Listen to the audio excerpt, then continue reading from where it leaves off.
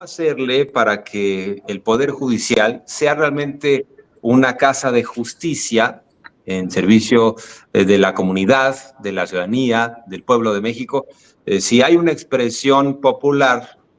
dentro de nuestro país, es que la justicia es para quien la pueda pagar en México. ¿Cómo hacerle para que precisamente tengamos una verdadera casa de justicia en el Poder Judicial? ¿Bastará con las elecciones, ministra, o es el principio del camino? Sí, es el principio, sin duda alguna. Yo creo que va a ayudar mucho el hecho de que ministras, ministros, jueces, magistrados tengan contacto con la gente en algún momento del ejercicio de su función, pero además que tengan la conciencia de que ocupamos el cargo gracias a la gente. No solamente la gente paga nuestros salarios, sino que la propia gente tiene derecho a saber lo que hacemos y a seguirlo validando, porque hay mucho desprecio a lo que piensa la gente en general aquí en el Poder Judicial, mucho desprecio a la hora de resolver los asuntos de trabajadores, de ejidatarios, campesinos, desprecio, desdén en revisar incluso casos de abuso urbano, de personas que han padecido alguna problemática de poderes fácticos, por ejemplo, quienes viven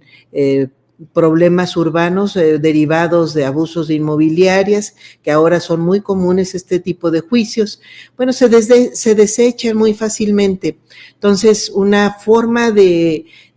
valorar todos estos tipos de problemas que son en general de las personas más vulnerables, pues es justo el tener contacto, el tener la conciencia de que nos debemos al pueblo mexicano, muchas gracias, de que nos debemos al pueblo, de que no solo teóricamente, no solamente como parte de los poderes de una república, que justamente se fundamentan en una democracia y en un servicio popular al pueblo mexicano, sino que además pues le tengamos respeto a los problemas que vive la gente. Entonces es un principio. Hay otros temas que tienen que abordarse. También se dice mucho que las cárceles están llenas de pobres porque son los que no alcanzan a tener, pues si son indígenas, un traductor durante el proceso penal, si son trabajadores o personas humildes, pues no alcanzan a tener un abogado que atienda su caso de manera debida, o no alcanzan a pagar fianzas. A veces simple y llanamente tienen desconocimiento incluso de cuál ha sido el cargo o los cargos por los cuales se encuentran cumpliendo o esperando una condena. Entonces, por supuesto que esta parte, por ejemplo, de la justicia penal, pues es una parte que debe abordarse por separado. Hay esa enorme demanda de que se atienda el problema de la impunidad penal a nivel ministerios públicos, en las que también hay una correspondiente responsabilidad de los jueces, pero principalmente efectivamente de los ministerios públicos. Y luego hay otros temas de justicia que no son la justicia penal, como son todos los temas que tienen que ver con derechos sociales. El juicio mexicano es muy difícil que pueda satisfacer derechos colectivos o derechos sociales porque ha sido diseñado, sobre todo el juicio de amparo, para la atención de derechos individuales. Entonces, a los jueces les cuesta mucho trabajo entender problemáticas sociales, a veces quieren tasar con una supuesta igualdad entre las partes, derechos o problemáticas en las que obviamente no hay igualdad entre las partes, en el caso de un trabajador, un empleador, en el caso de una inmobiliaria, un vecino o una persona afectada, en el caso de un problema digamos, por ejemplo, de contaminación, de una derivada de una actividad irregular de carácter minero, industrial o de cualquier tipo, pues no hay igualdad entre las partes. Entonces cuesta mucho trabajo que primero el juez lo entienda y en segundo lugar, pues que no someta o no se someta a alguien en condiciones de absoluta desventaja lo obligan a veces, bueno, aquí hemos tenido esos casos, se obliga o se ha querido o se ha desdeñado temas, por ejemplo, tuvimos uno de una invasión sobre el lago de Chapala, de una inmobiliaria, y queríamos obligar a los vecinos a presentar el estudio topográfico y por esa razón se desechó el tema, porque los vecinos no presentaron un estudio topográfico que acreditara la invasión de la inmobiliaria sobre terrenos nacionales, sobre área natural protegida, que es el lago de Chapala ya disecado o una parte ya disecada. Y luego hemos tenido casos en los que se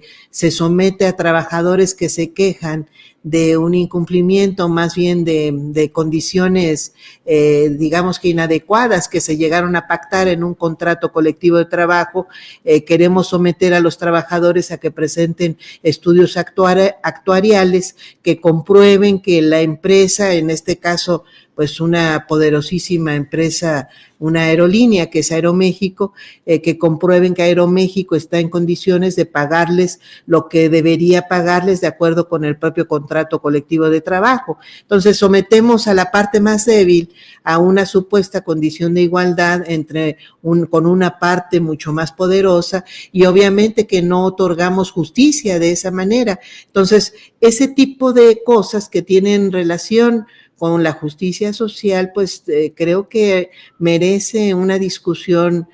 por sí misma en la que podamos generar instrumentos adecuados para podernos allegar de elementos, en este caso los jueces, y poder resolver con mayor justicia. El día de antier, por ejemplo, tomamos una decisión histórica, emitimos la primera sentencia en la que se resuelve que la Universidad Nacional Autónoma de México está obligada a proporcionar educación gratuita, incluso a nivel de posgrado. Esta es la primera sentencia de este tipo y por fin, después de varios intentos, varios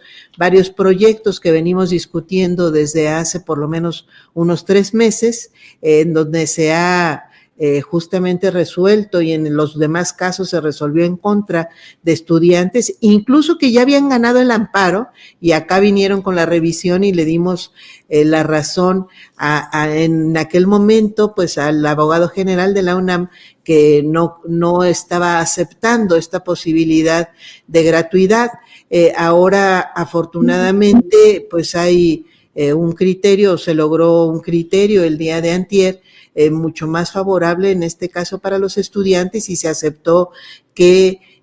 la Constitución tiene esa disposición y pues nos corresponde también a los jueces ir avanzando hacia la progresividad